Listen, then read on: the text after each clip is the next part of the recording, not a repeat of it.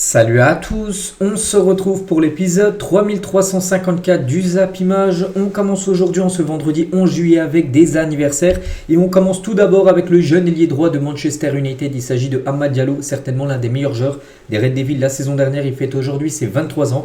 On lui souhaite bien sûr un très bon anniversaire. On peut voir également que Matteo Ruggieri, arrière gauche de l'Atlético Madrid, il a été transféré il y a une semaine en provenance de l'Atalanta Bergame. Il fête aujourd'hui ses 23 ans également. Ou par exemple, il y a Lucas Ocampos, ancien joueur de l'Olympique de Marseille. Maintenant, il joue du côté de Monterrey où joue un certain Sergio Ramos. Il fête aujourd'hui ses 31 ans.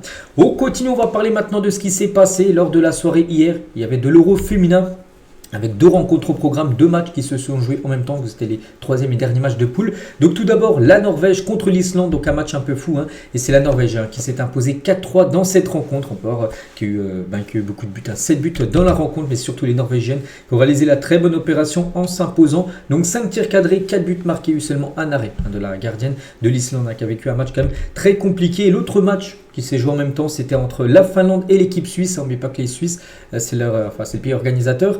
Et un partout. Et surtout, la Suisse a marqué à la 92e minute de jeu. Et grâce à ce but, elle se qualifie. Si elles n'auraient pas marqué, il restait 2 minutes à jouer. Elles n'auraient pas marqué, elles auraient été éliminées. Et avec ce but à la 92e, elles prennent un point. Et du coup, elles finissent deuxième de cette poule. Et du coup, elles se qualifient pour la suite du tournoi. Et à noter que cette joueuse, Géraldine Reuteler, donc elle a été élue femme du match et 3 fois elle a remporté ce prix de femme du match. Donc voilà, elle fait un gros début d'Euro féminin du côté de sa sélection et du coup la Suisse se qualifie pour la suite du tournoi. Donc du coup la Norvège, 9 points sur 9, elles ont tout gagné et la Suisse 4 points comme la Finlande. Comme je dis, avec ce but à la 92e permet aux Suisses de se qualifier pour la suite de cette compétition. Aujourd'hui c'est le groupe B, c'est les derniers matchs également, les deux rencontres en même temps, l'Italie contre l'Espagne. L'Espagne déjà qualifiée, 2 matchs de victoire. Donc les Espagnols, bien sûr, c'est le rouleau compresseur. Donc un nul suffit pour valider cette première place, bien sûr, pour l'Espagne et Portugal-Belgique. Également à 21h ce soir. On continue, on va parler cette fois-ci de la Coupe du Monde des clubs. Donc hier, il n'y a plus eu match. De toute façon, il ne reste plus qu'un match. C'est la grande finale. Donc on est le 11, c'est le 13, c'est après-demain, bien sûr, ce Chelsea-Paris Saint-Germain. On va parler un petit peu de cette rencontre. On en reparlera également demain et bien sûr dimanche. Et tout d'abord, le match sera diffusé sur TF1 dimanche. Et les Bleus, donc l'équipe de France qui jouera leur troisième et dernier match de poule contre les Pays-Bas. Parce qu'en gros, le match du PSG contre Chelsea et le match France-Pays-Bas se jouent en même temps. C'est dimanche 21h heure française. Et du coup, de base, normalement, ça aurait dû être les joueuses de l'équipe de France qui auraient dû jouer sur TF1. Et du coup, ils ont décalé. Voilà, TF1, du coup, ils vont mettre plutôt le PSG sur TF1 et les Bleus sur TMC. Voilà, une chaîne satellite, on va dire, de TF1. Donc voilà, PSG Chelsea sera diffusé en clair sur TF1 parce qu'en gros, ils se disent du côté de TF1 voilà, que ça va faire plus d'audience. En gros, le match Paris Saint-Germain contre Chelsea que le match équipe de France contre Pays-Bas où l'équipe de France est déjà quasiment bien sûr qualifiée alors que l'autre match c'est bien sûr une finale quand même de Coupe du Monde des clubs. Donc voilà, ça sera sur TF1 normalement, enfin c'est pas officiel mais ça devrait l'être très prochainement. Toujours avec cette Coupe du Monde des clubs, on revient sur l'équipe de la semaine pour les demi-finales qui ont été jouées. Donc c'est simple, il y a 6 joueurs du PSG, 5 joueurs de Chelsea, et pas Chelsea s'est imposé contre Fluminense et le PSG s'est imposé contre le Real. De côté PSG, on peut voir Donnarumma, Hakimi, Marquinhos, Fabien Ruiz, Dembélé et Barcola. Et côté Chelsea, donc il y a Chabola, Cucurella, Enzo Fernandez, Pedro Neto et João Pedro en attaque, marqué doublé contre Fluminense. Donc voilà les meilleurs joueurs bien sûr de cette semaine de Coupe du Monde des clubs. Toujours avec cette équipe parisienne qui impressionne un peu partout, que ce soit en France, que ce soit un peu à l'étranger, dans le monde partout. Regardez, en Italie, la Gazzetta italienne sur le PSG, immense, dévastatrice, spectaculaire, injouable cette équipe parisienne. Seul le Barça de Pep Guardiola et de Luis Enrique joue un football aussi beau et fluide que ce que propose actuellement le PSG. Il n'y a plus de parole pour cette équipe, tout le monde doit s'incliner. Voilà ce que pensent les journaux, les médias italiens sur le Paris Saint-Germain actuellement. On considère quand même cette équipe du PSG aussi forte que le Barça de Pep Guardiola, que pour beaucoup c'est peut-être l'équipe la plus forte de tous les temps, le Barça de Pep Guardiola. Il y en a qui comparent en gros ce PSG qui joue à peu près la même façon que ce Barça il y a quelques années. Et seulement 2 équipes maintenant peuvent stopper le PSG du sextuplé en gros, de remporter en gros 6 trophées. Voilà, il y aura Chelsea et bien sûr l'équipe de Tottenham, 2 équipes anglaises, parce que le sextuplé les gars, c'est si le PSG gagne la Coupe du Monde des clubs, donc là ils sont en finale. Donc ça peut le faire, voilà. Donc c'est une finale, si tu gagnes, le trophée est là. Et aussi la Super Coupe d'Europe, c'est que les 2 prochains matchs du PSG seront 2 matchs, tu peux gagner le trophée. La finale de la Coupe du Monde des clubs et le 13, donc dans 1 mois et 2 jours en gros, Voilà, le 13 juillet, finale de la Coupe du Monde des clubs et 13 août, finale de la Super Coupe en gros contre Tottenham. Donc c'est vrai que le PSG peut réaliser ce sextuplé. Il n'y a pas beaucoup d'équipes qui ont réalisé à le faire. La dernière, bon, ça a été le Bayern de Flick en 2020. Ils avaient réussi à faire ça. Le Barça de Pep Guardiola l'a fait en 2009, de faire le sextuplé, en gagner tous ces trophées-là. De leur pays, bien sûr, c'est pas la Ligue 1, donc la Bundesliga pour le Bayern. Mais voilà, le PSG peut réaliser cette performance s'il gagne leurs 2 prochains matchs contre Chelsea et contre Tottenham. Voilà, donc là, tu fais partie vraiment des très très grandes équipes si tu arrives à réaliser ça. Donc voilà, le PSG, le défi qui attend bien sûr les Parisiens là, lors des prochaines semaines. Et cette équipe parisienne, c'est quand même l'équipe, c'est la meilleure attaque et la meilleure défense quand même de cette Coupe du Monde des clubs. Donc plus de 16 buts inscrits. Ils ont passé quand même 4 au Real, 4 à l'Atlético, 4 à l'Inter Miami, donc ça va vite. Et surtout, seulement un but concédé. Un but concédé, c'était contre Botafogo et ça a été la seule défaite du PSG. Donc voilà, Paris est très fort offensivement et très fort également défensivement. Voilà, donc la preuve, c'est vraiment très très costaud. Et le parcours du PSG pour se hisser en finale, donc tout d'abord l'Atlético Madrid, ensuite Botafogo, Seattle, Inter Miami, le Bayern et le Real Madrid.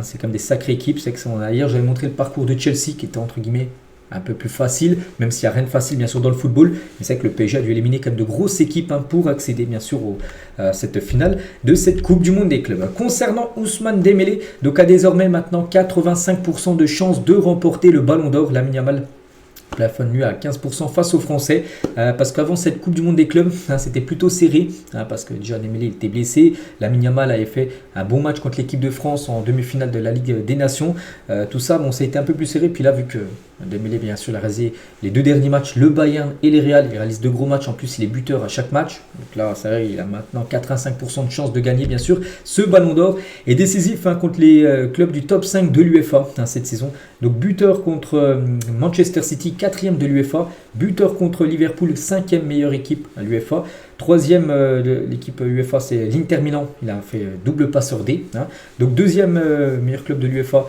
c'est le Bayern, il a été buteur, et premier club au classement UEFA, c'est le Real Madrid, buteur et passeur D. Voilà, donc oui, il répond présent dans les grands matchs, bien sûr, Ousmane Dembélé. Et Joselu, un ex-attaquant du Real Madrid, l'a dit, je crois que Dembélé peut être le grand favori au Ballon d'Or. C'est vrai que même du côté de l'Espagne, même les médias catalans, les médias normalement qui poussent pour que Lamine Yamal remporte le Ballon d'Or, ils s'inclinent devant Dembélé. Ils disent que ça y est, c'est plié bien sûr par rapport à ce titre de Ballon d'Or. Et tiens, le journal Sport, donc un journal espagnol, ils disent que Fabien Ruiz, joueur espagnol, que le Ballon d'Or de l'ombre, c'est vrai, bon, il ne remportera pas le Ballon d'Or, mais il figurera bien sûr avec une très belle position, je pense, dans le top 10. Facile bien sûr pour Fabien Ruiz, et c'est vrai que lui c'est le Ballon d'Or de l'ombre, parce que vu la saison qu'il fait, vu les matchs qu'il réalise, des doublés contre le Real avant-hier, quel joueur bien sûr, ce Fabien Ruiz. On continue toujours avec le Paris Saint-Germain, quelques autres infos concernant la demi-finale contre le Real. Donc un jeune supporter s'est fracturé le bras pendant les célébrations en tribune durant la victoire du PSG face au Real Madrid. Ça fait très mal, et donc c'est Nasser, donc le président du PSG en personne, qui est resté aux côtés de ce jeune fan en attendant que son père soit retrouvé. Donc le président du PSG a fait monter l'enfant dans l'espace VIP, parce qu'il y avait Nasser, il était dans l'espace VIP, puis il voyait en contrebas l'enfant se faire mal, donc du coup il l'a fait monter avec les VIP, on l'a conçu à la rencontre, et voilà, donc il s'est assuré qu'il allait bien et qu'un médecin vienne l'examiner. Et Nasser, les gars, a décidé quand même d'inviter le jeune homme, le jeune garçon là, au bras cassé, son copain et leurs 2 pères à la finale contre Chelsea. Il a invité tout le monde pour la grande finale, bien sûr, de dimanche. Donc voilà le beau geste, bien sûr, de Nasser, le président parisien. Toujours du côté du PSG, donc hier c'était un jour off pour les joueurs du PSG au lendemain de la victoire. C'est un jour de repos, il donne beaucoup de jours de repos. De toute façon, lui, c'est une équipe, il ne peut pas faire des entraînements tous les jours. Là, déjà la saison est très longue, donc aujourd'hui reprise dans l'entraînement, entraînement demain, puis après ce sera le dernier match de la saison pour le PSG, puis après pendant 3 semaines ça sera les vacances, bien sûr, pour les joueurs.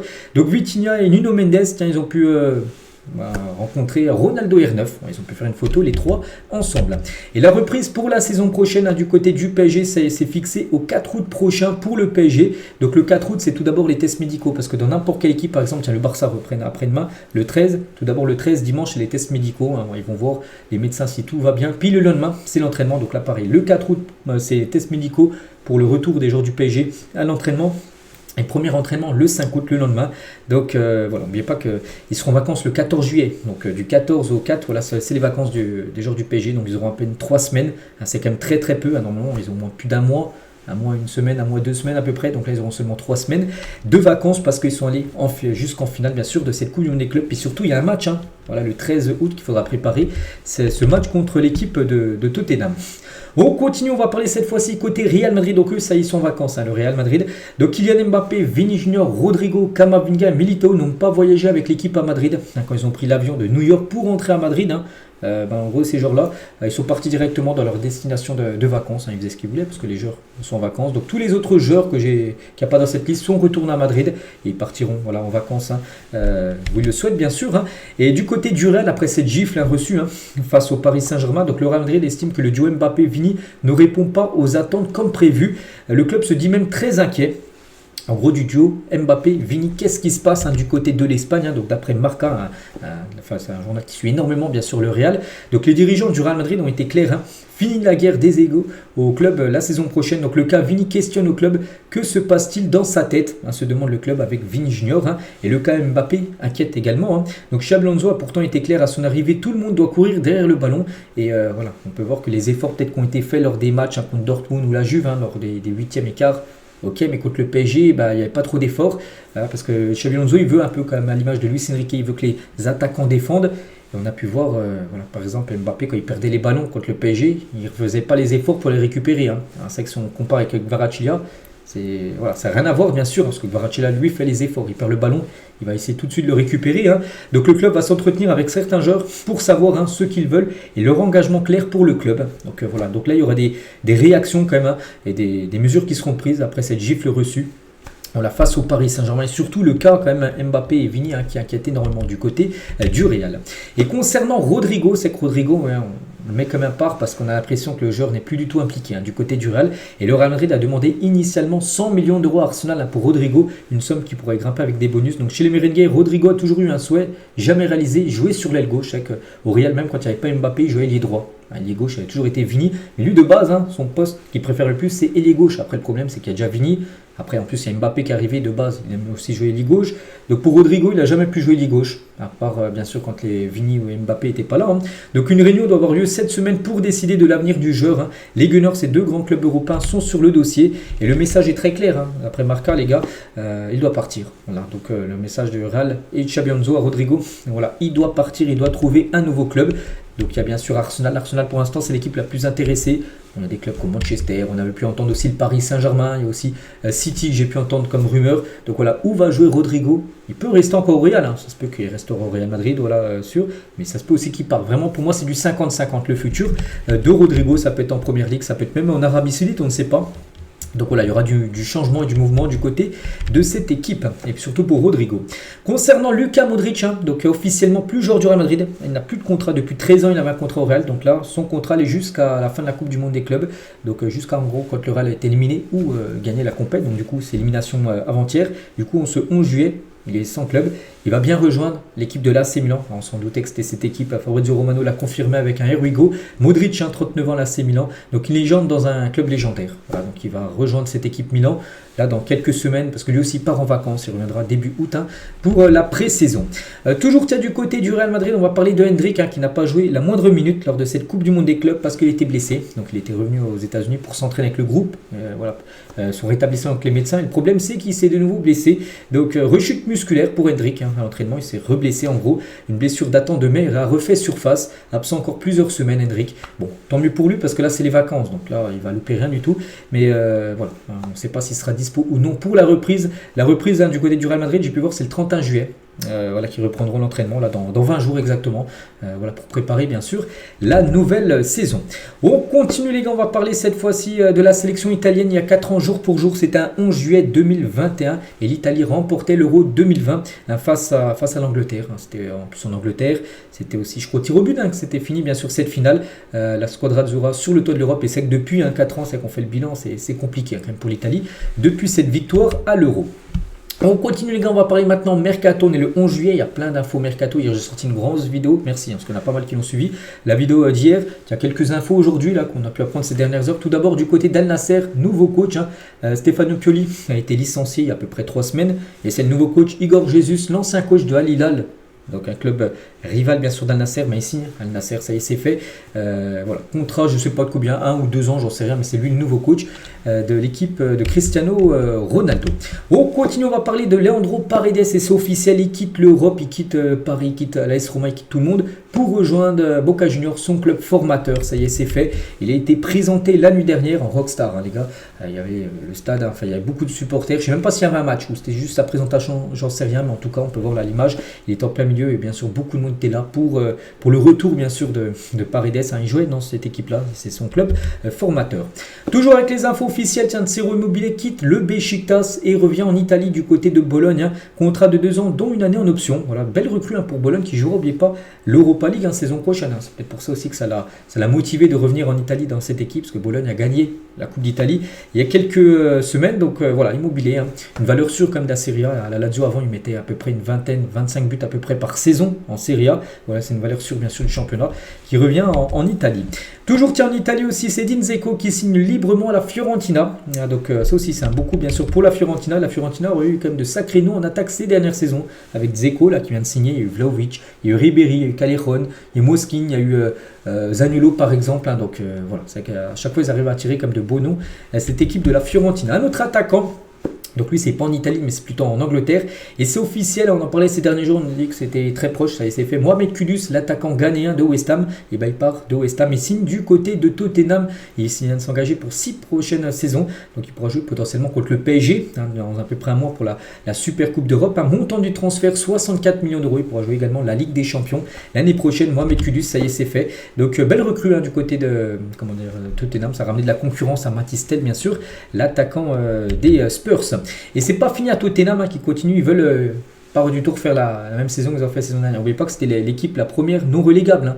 Il y avait les 3 qui descendent, donc je ne sais plus c'était qui, Leicester, Southampton et une autre équipe, hein, et Ipswich hein, qui descend en deuxième division, et eux ils étaient juste au-dessus, hein, donc à une place en dessous, ils descendant en deuxième division. C'est pour ça qu'ils veulent faire ramener des bons joueurs pour faire une belle saison prochaine, surtout qu'ils sont LDC.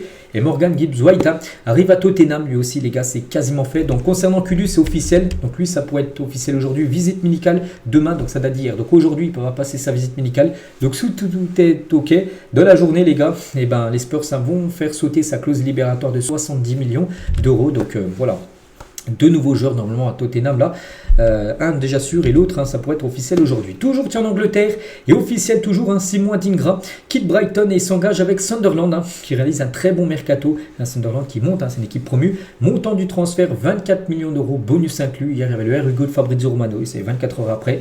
On apprend déjà la signature de Adingra et le début de mercato de Sunderland hein, est fou les gars. Habib Biarra, capitaine de Strasbourg cette saison, il arrive pour plus de 31 millions d'euros hein, du côté bien sûr de cette équipe. Enzo le fait, option d'achat levée. Il était prêté et s'il montait bien sûr en première division, l'option d'achat était automatiquement levée, donc il appartient maintenant à Sunderland. Hein. Simon Adingra, 21 millions d'euros. Talbi, jeudi hier, 20 millions d'euros. Sadiki, 17 millions d'euros. Il y a aussi Renildo qui est arrivé libre, hein, vu qu'il est en fin de contrat avec l'Atlético. Déjà plus de 100 millions d'euros dépensés par le club promu en Première Ligue, voilà, pour essayer de se maintenir. Et c'est pas fini. Hein. Sunderland va continuer, bien sûr, son impressionnant mercato.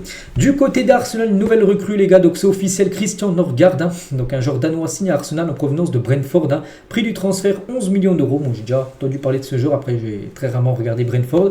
Voilà, je pense que je vais beaucoup le plus suivre maintenant vu qu'il va jouer du côté des Gunners. Du côté de Manchester United, nouvelle arrivée. C'est un tout jeune joueur. Hein. C'est Enzo Cannabili.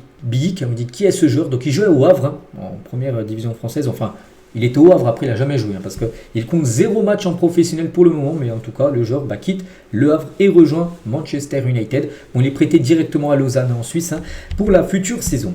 Officiel également, Jordan Anderson est libre de tout contrat. Donc il est en fin de contrat le 30 juin dernier, ce contrat n'a pas été prolongé, enfin je ne sais pas si c'est lui qui ne voulait pas prolonger ou l'Ajax n'a pas voulu le prolonger, en tout cas il est libre, hein. Il peut s'engager où il le souhaite. Voilà le joueur.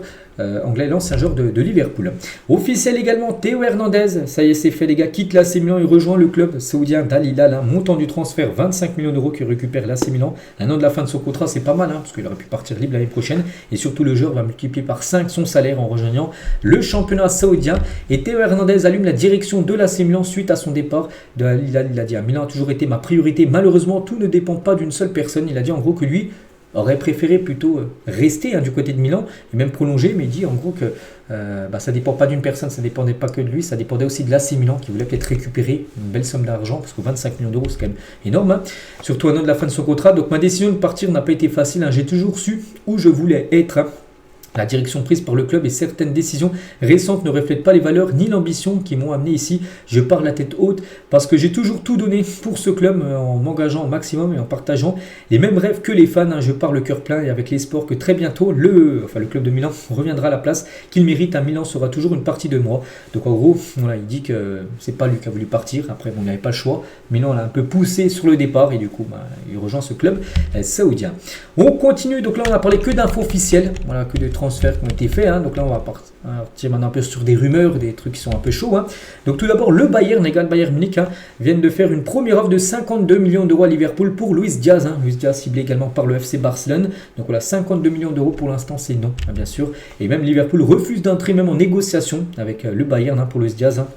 Les Bayern, ils ont fait une offre, mais voilà, Liverpool, ils ne veulent pas rentrer en négociation pour l'instant. Et déjà 52 c'est beaucoup, c'est passé, voilà, parce qu'ils attendent au moins 80 millions d'euros, bien sûr.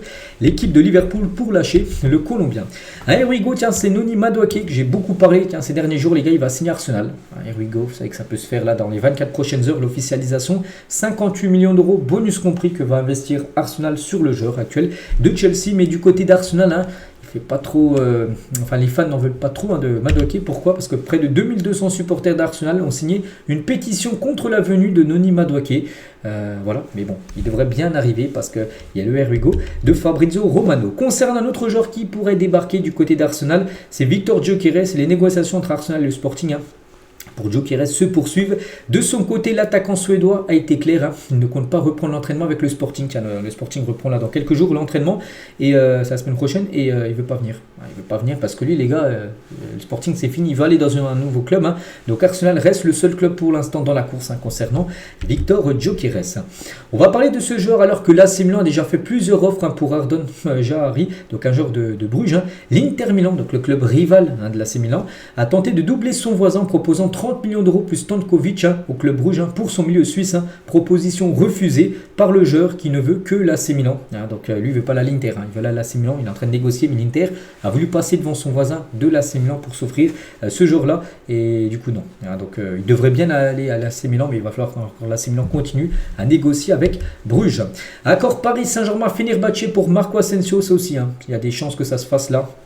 Dans les prochaines heures, le club turc a proposé un salaire annuel de 9 millions d'euros par an à l'Espagnol. C'est énorme quand même, 9 millions. Voilà, donc lui il est OK pour le salaire. C'est quasiment le même salaire qu'il touche au Paris Saint-Germain. Une proposition jugée insuffisante par le joueur qui demande plus. Enfin, il va quand même accepter, parce que j'ai pu voir les infos du côté, des infos qui relaient du compte du Paris Saint-Germain. Mais voilà, on est très proche d'un accord concernant Marco Asensio du côté du Fener. À noter aussi que Milan Skriniar devrait bien signer définitivement du côté du Fener, lui qui a été prêté cette saison. Concernant un joueur aussi qui pourrait lui aussi partir en Turquie, c'est Orkun Koku, a signé son contrat au Beşiktaş pour 5 ans. Donc les différentes parties ont abouti à un accord pour le transfert de l'ancien du Feyenoord qui devrait partir du côté du Beşiktaş. Concernant Aubameyang, donc là il devrait résilier son contrat, c'est toujours pas fait, mais il devrait résilier son contrat avec Al-Qadsiya, son club actuel. Et un retour d'Aubameyang à l'OM est une possibilité concrète. Les deux parties ont discuté aujourd'hui par rapport à un retour d'Aubameyang du côté de Marseille. Le salaire serait après un point clé, parce qu'il ne touchera pas le même salaire qu'il touche Al-Qadsiya à Marseille. Il va devoir faire de gros efforts financiers, bien sûr.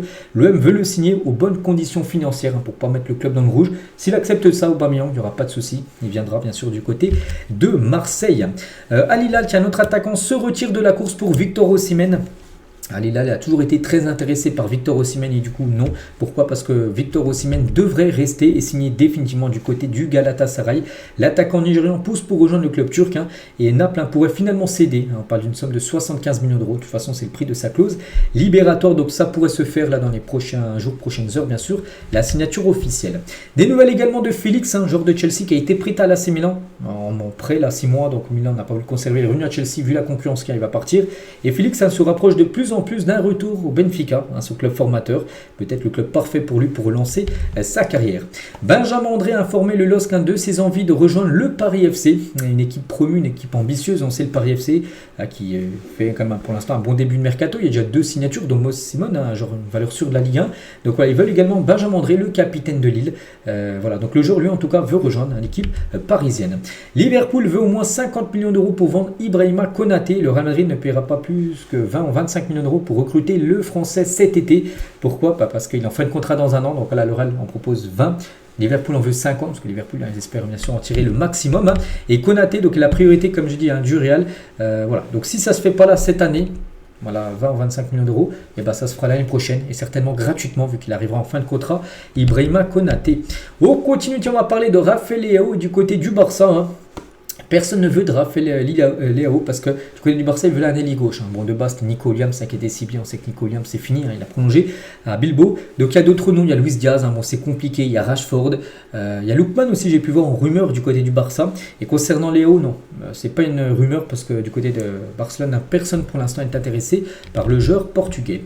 6 mois après son arrivée, Mathis Amougou va être transféré à Strasbourg. Donc, recruté contre 15 millions d'euros. Le milieu va signer jusqu'en juin 2030 avec le club alsacien. Chelsea gardera une clause de rachat. Voilà, pour lui, Chelsea et Strasbourg, je le répète souvent, ils ont le même propriétaire, ce qui facilite le deal. Donc il va être vendu à Strasbourg et Chelsea, à tout moment, ils peuvent, avec la clause de rachat, le faire revenir s'il explose, on va dire, en France.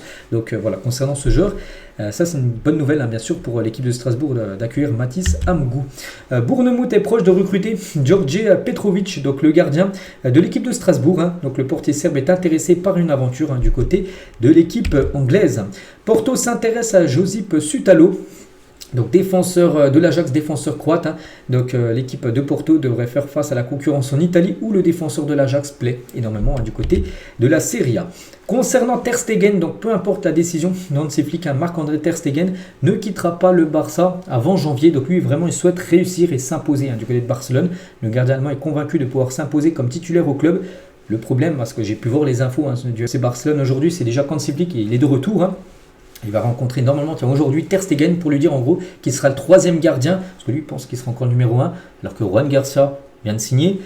Chesney vient de prolonger 2 nouvelles années, donc il va être considéré comme numéro 3. Donc on pense qu'il va vouloir peut-être partir parce qu'il ne va pas faire une saison sur le banc, bien sûr. Marc-André Ter Stegen. Et toujours avec les gardiens de but du côté du FC Barcelone, Ter Stegen, mais aussi Chesney, les gars, et ils sont tous teints les cheveux en blond.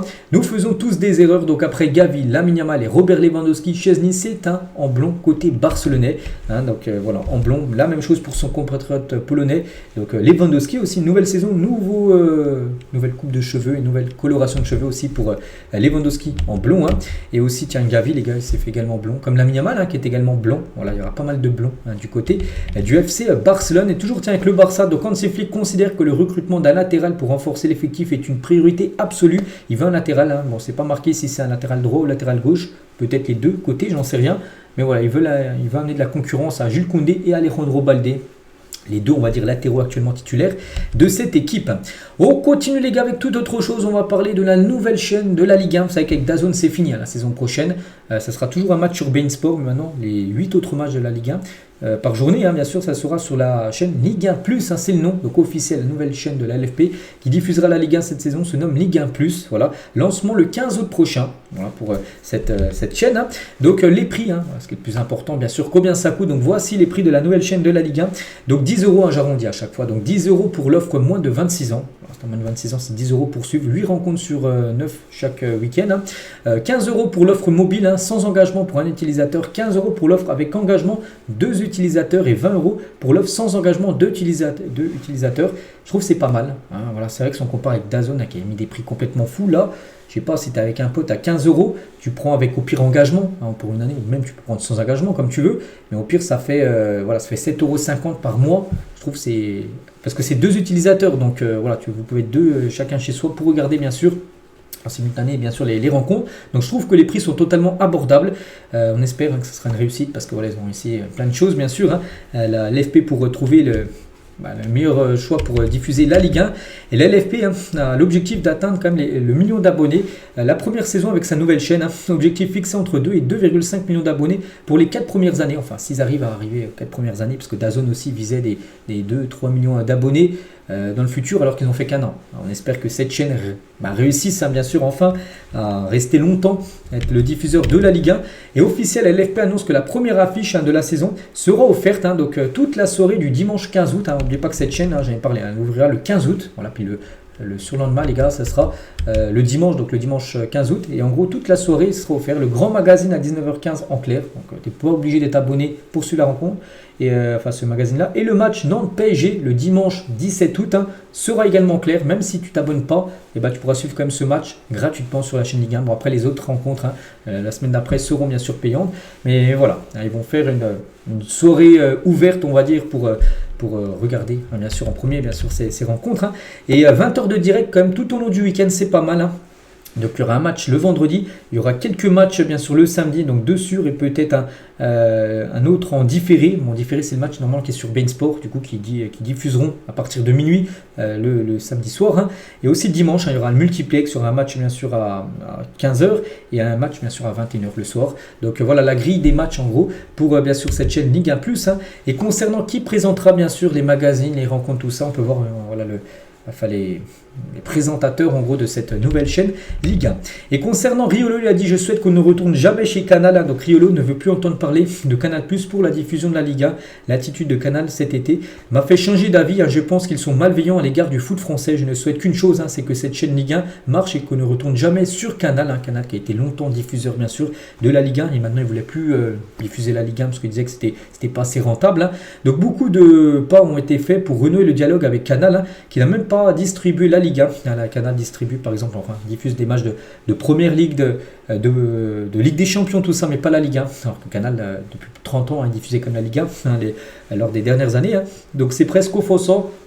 Limita Sultan, donc je pense qu'il faut tourner la page. Donc voilà, Riolo lui espère que cette chaîne marche et que la LFP ne retourne jamais avec Canal+. Et sinon les grandes dates de la saison, on peut voir voilà toutes les dates bien sûr importantes qui seront diffusées bien sûr sur cette chaîne Ligue 1+. Et officiel, on a appris également qu'une série de 6 épisodes sera consacrée au Paris FC cette saison sur Ligue 1+, par rapport à la saison dernière, par rapport à la pré-saison où il y a un documentaire qu'on a tourné. Donc il y aura un documentaire de 6 épisodes sur cette équipe du Paris FC qui monte en Ligue 1. Et concernant l'ancien diffuseur de la Ligue 1, donc DAZN, donc la Serie A sera diffusée sur DAZN en France. N'oubliez pas que la saison dernière, la Serie A n'était pas diffusée en France, c'était seulement sur la chaîne L'équipe qui avait récupéré un match par week-end, c'était très peu. Un championnat comme la Serie A pas diffusé en France, c'est quand même un scandale. Donc l'année prochaine, ça sera sur DAZN que la Serie A sera diffusée. Donc on continue les gars, on va parler de Lyon qui dévoile son calendrier. Il profite pour racler l'AS Saint-Etienne. Parce que Lyon, maintenant, c'est sûr qu'ils joueront en Ligue 1. Et du coup, ils ont présenté leur calendrier. Ils ont mis en titre non pas de derby cette saison en Ligue 2. Et bien sûr, parce qu'ils restent en Ligue 1. Donc voilà, en gros, n'oubliez pas, premier match Lens, Metz-Marseille, troisième journée quand même pour l'Olympique lyonnais. Et pour pouvoir se maintenir en Ligue 1, donc Lyon a présenté mercredi, donc avant-hier, un dossier financier solide devant la commission d'appel. 124 millions d'euros au total, avec 87 millions d'euros en cash. Ils ont montré directement qu'ils avaient la somme, voilà, 87 millions d'euros. Et 37 en garantie. Ils ont dû quand même montrer de grosses garantie niveau financière pour se maintenir. Voilà comment ils ont réussi à rester en Ligue 1, cette équipe de l'OL. On continue les gars et on finit avec ça. Donc officiel, voici le classement FIFA mis à jour après bien sûr la dernière trêve internationale. Donc il y a peu de changements. Donc l'Argentine reste toujours la meilleure nation actuellement au monde au classement FIFA. Donc la France n'est plus deuxième, la France a perdu une place. Au dépit de l'Espagne maintenant qui est la deuxième meilleure nation, mais pas que l'Espagne a battu la France en demi-finale à la Ligue des Nations. Donc la France troisième, après ça bouge pas jusqu'à l'Allemagne qui gagne une place, l'Allemagne, enfin même peut-être plusieurs places, parce qu'ils sont 9e actuellement les Allemands, donc le Portugal 6e, Pays-Bas 7e, la Croatie à la 10e position. Et si vous voulez avoir beaucoup plus loin, si vous voulez avoir toutes les nations au monde, donc là, on peut voir le top 30 avec par exemple les États-Unis sont 15e, le Sénégal est au 18e, ou par exemple l'Équateur, je crois que c'est le 25e, j'ai pris au pif à chaque fois, de la 31e position jusqu'à la 60e position. Donc au pif, la Russie, ils sont 35e, l'Écosse, ils sont 47e et l'Afrique du Sud est 56e. Donc de la 61e position, c'est la RDC jusqu'à la 90e position, ça doit être le Liechtenstein, si je ne me trompe pas, je vois le drapeau. Voilà, on peut voir la Géorgie de Kvaratskhelia est au 67e meilleure nation au monde. De la 91e, où ça doit être l'Égypte, 92, le Luxembourg je crois, jusqu'à la 120e, ça doit être le Togo, je ne me trompe pas. Donc voici chaque pays, s'il y en a qui vous intéressent, de la 121e position jusqu'à la 150e. Donc là en pays que je connais peut-être Peut-être qui, peut-être j'en sais rien, peut-être je ne sais pas. J'ai 6 chips, peut-être la 128e position. Du côté de la 151e jusqu'à la 180e position. Donc voilà, chaque pays de 181 à 210 et 210 c'est fini. 210 c'est Saint-Marin, c'est la plus petite nation au classement FIFA. Donc voilà. Voilà en gros ce classement complet qui a été mis à jour bien sûr après la dernière trêve. Et on finit aujourd'hui, dernière info les gars, Jude Bellingham et Jamal Musiala seront sur la jaquette de FC 26. Hein. Donc deux très grands copains à l'époque, n'oubliez pas qu'à l'époque ils étaient les deux de la sélection anglaise, hein, avant que Musiala choisisse de représenter l'Allemagne. Donc ils sont amis, les deux seront sur la jaquette du prochain FIFA 26 qui sortira là d'ici quelques semaines. Donc voilà les gars, tout ce qu'il y avait à dire aujourd'hui, j'espère que ça vous a plu. Donc nous on se retrouve bien sûr demain samedi, hein, on prépare énormément bien sûr ce match, PSG-Chelsea, hein, cette finale de Coupe du Monde des clubs aura lieu du coup maintenant après-demain. Allez, je vous souhaite une très bonne journée et à demain.